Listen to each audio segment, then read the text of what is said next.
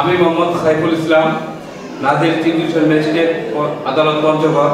আপনারা ইতিমধ্যে বিভিন্ন মিডিয়ার মাধ্যমে গত 20/12/2024 খ্রিস্টাব্দ তারিখ রোজ শুক্রবার মকবুলার রহমান সরকারি কলেজ পঞ্চগড়ের অনুষ্ঠিত চিফ জুডিশিয়াল ম্যাজিস্ট্রেট আদালত পঞ্চগড় এর তৃতীয় ও চতুর্থ শ্রেণীর কর্মচারী নিয়োগ এর লক্ষ্যে 2 দিন ব্যাপী নিয়োগ পরীক্ষার প্রথম দিন সকাল 10 ঘটিকায় পরীক্ষা চলাকালীন কিছু অপ্রীতিকর ঘটনার বিষয়ে জেনেছেন।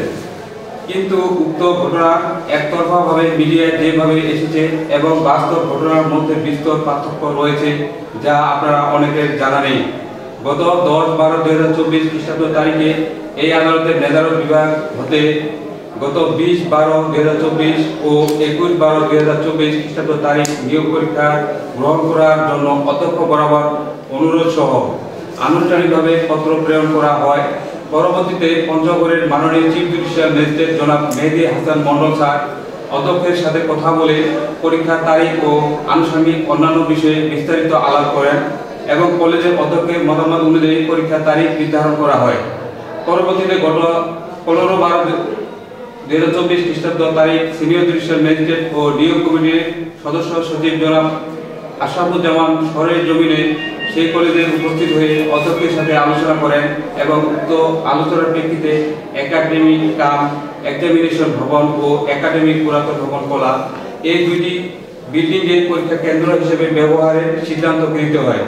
মকবুলার রহমান সরকারি কলেজের অধ্যক্ষ কর্তৃক নির্ধারিত 2 শিক্ষক ও কর্মচারী দেওয়া তথ্য মোতাবেক 2টি বিল্ডিং এর প্রতিটি কক্ষে প্রবেশ করে পরীক্ষার্থীর সংখ্যা অনুযায়ী বেঞ্চ পুনর্বিন্যাস করা হয়। পরীক্ষার আগের দিন রাতে অর্থাৎ গত 19/12/2024 খ্রিস্টাব্দ তারিখে একজন সহকারী জজ ও একজন জুডিশিয়াল ম্যাজিস্ট্রেট কিছু কর্মচারী সহ সেই কলেজে গিয়ে আসন বিন্যাস সহ যাবতীয় ব্যবস্থা গ্রহণ করে আসেন। সে সময় উক্ত বিল্ডিং এর প্রতিটি কক্ষ খোলা ছিল। গত 20/12/2024 খ্রিস্টাব্দ তারিখ প্রথম পর্বের পরীক্ষা সকাল 10 ঘটিকায় শুরু হওয়ার প্রেক্ষিতে পরীক্ষা শুরু হওয়ার 15 মিনিট আগে মাননীয় চিফ জুডিশিয়াল ম্যাজিস্ট্রেট মহোদয় কষ্ট নিয়ে কলেজ ক্যাম্পাসে প্রবেশ করেন এবং পরিদর্শকের হাতে সকাল 9:55 ঘটিকা প্রশ্ন তুলে দেন। ইতিমধ্যে আমরা জানতে পারি যে 5 তলার বিল্ডিং এবং 5ম তলার 504 ও 505 নং কক্ষ দুটি তালাবদ্ধ অবস্থায় রয়েছে এবং পরীক্ষার্থীরা কক্ষের বাইরে অপেক্ষমান করেছে। সেই সময়ে তাৎক্ষণিক অধ্যক্ষের সাথে অবহিত করলে উনি কিছুক্ষণ পর জানান যে সেই 2 কক্ষের চাবি যার কাছে আছে সে ছুটিতে এবং তার মোবাইল ফোন বন্ধ। এই অবস্থায় পুনরায় উক্ত বিষয়ে অধ্যক্ষকে বলা হলে তিনি হাতুড়ি দিয়ে তালা ভাঙার কথা বলেন, কিন্তু কলেজের কোনো স্টাফ সে ব্যাপারে কোনো সহযোগিতা করে নাই। ইতিমধ্যে পরীক্ষার নির্ধারিত সময় হয়ে গেলে উক্ত 2টি কক্ষ ব্যতীত বাকি 12টি কক্ষে পরীক্ষা শুরু করা হয়। অন্যদের পরীক্ষা আরম্ভ হওয়ার দেখে উক্ত 2টি কক্ষের পরীক্ষার্থীরা হট্টগোল শুরু করে এবং 2 রুমে প্রায় 150 জন পরীক্ষার্থী মাথায় নেমে আসে। তারা কেন পরীক্ষা দিতে পারছে না তা নিয়ে আন্দোলন শুরু করে। ঠিক সে সময় কিছু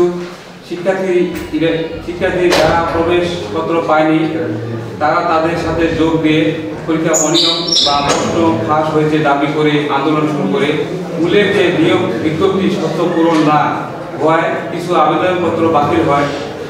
এর ফলে যারা প্রবেশপত্র পাননি তাদের অনেকেরই একজন হয়ে পরীক্ষার দিন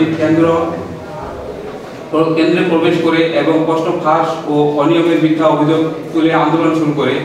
আমরা সেই 2 কক্ষের পরীক্ষার্থীদের অন্য কক্ষের পরীক্ষার ব্যবস্থা করলেও পরীক্ষার্থী নন এমন কিছু ছেলে জোরপূর্বক পরীক্ষার হলে ঢুকে প্রশ্ন ফাঁস হয়েছে দাবি করে বিশৃঙ্খলা করতে থাকে এবং অনেক পরীক্ষার্থী প্রশ্নপত্র ও উত্তরপত্র জোর করে ছিঁড়ে ফেলে।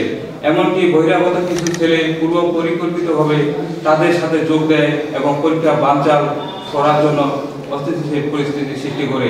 এমন অবস্থায় পরিস্থিতি নিয়ন্ত্রণের মধ্যে না থাকায় আমাদের সিজিএম স্যার নিয়োগ কমিটির চেয়ারম্যান হিসেবে পরীক্ষার সকল কার্যক্রম স্থগিত করার সিদ্ধান্ত নেন এবং অল্প কিছুক্ষণের মধ্যে সেই বিজ্ঞপ্তি ওয়েবসাইটে প্রকাশ করা হয়। পরবর্তীতে পরীক্ষার্থী ও শিক্ষার্থী নন তাদের একটা প্রতিনিধি আমাদের নিকট আসে এবং 8টি দাবি পেশ করে। উক্ত দাবিগুলোর মধ্যে একটি অন্যতম দাবি ছিল পরীক্ষা বাতিল করা, যা আমরা ইতিমধ্যে বাতিল করেছি। আসসালামু আলাইকুম।